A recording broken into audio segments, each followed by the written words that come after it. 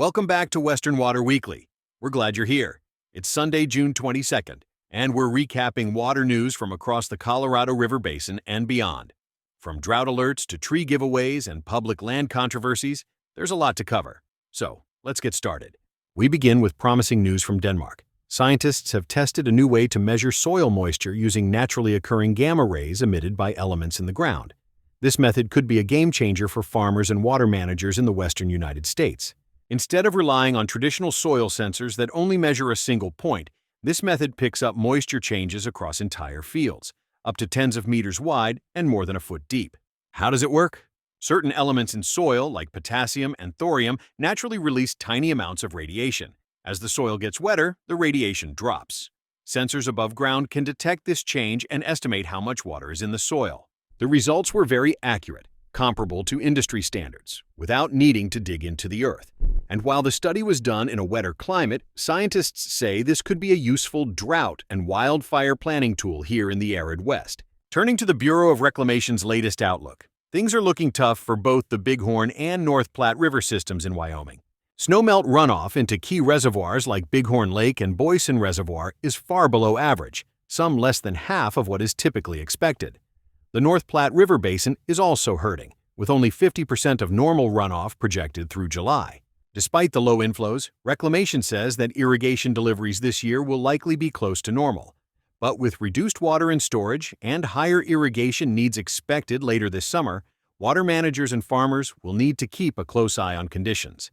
Over in California, Lake Oroville is making a splash, currently sitting at 99% of total capacity and even exceeding historical averages.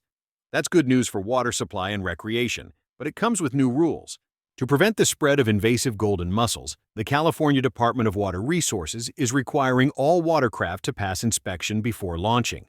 Boats must be clean, dry, and fully functional, especially when it comes to things like ballast tanks and bilge systems. These inspections are free and happen daily, but they are mandatory. Over 3,000 boats have already been screened since mid-May. In Arizona, the Salt River Project is once again offering free shade trees to help residents lower their energy bills and beautify their yards. If you're an SRP Electric customer, you can attend a free online workshop and receive up to 2 drought-tolerant trees, perfectly suited for Arizona's desert climate.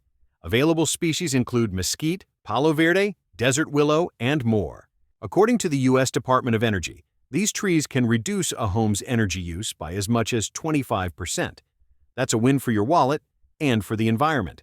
Arizona Governor Katie Hobbs made headlines this week after meeting with federal officials to stress Arizona's position in the ongoing negotiations over the Colorado River's future. Speaking to the state's Reconsultation Committee, she made it clear Arizona has already made major water cuts and will not continue to carry more than its fair share.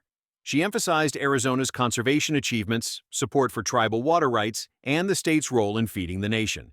She also backed the nomination of Ted Cook as the next Commissioner of Reclamation, calling him a well-respected leader in water management.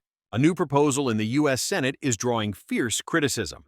The bill would allow up to 3 million acres of federal public land to be sold off, and it expands eligibility rules so that more than 250 million acres across 11 western states could eventually be affected.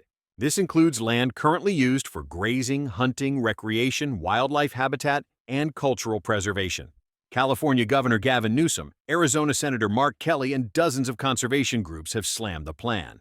They warn it could limit public access, worsen wildfire risk, and permanently destroy vital ecosystems. With a Senate vote expected before July 4th, many are urging the public to contact their senators. Also this week, the Bureau of Reclamation announced it is reviewing new proposals aimed at improving long-term water supply across the lower Colorado River Basin. One example is the Mojave Groundwater Bank, which would store water underground in California's Fenner Valley for later use in dry years. This is part of a broader effort to diversify water sources and support the 7 states and 30 tribal nations that depend on the Colorado River. A new environmental review process is expected to be released later this year, setting the stage for how the river will be managed after 2026. Finally, the latest Drought Monitor report revealed no real relief for the western United States. Wyoming is seeing serious trouble, with half its topsoil rated as very short to short on moisture, with more than a third of its pasture land in poor condition. Arizona, Nevada, and New Mexico remain dry. California and Utah are dealing with quick snowmelt and surface drying, and while Colorado's situation is stable, there's no improvement in sight.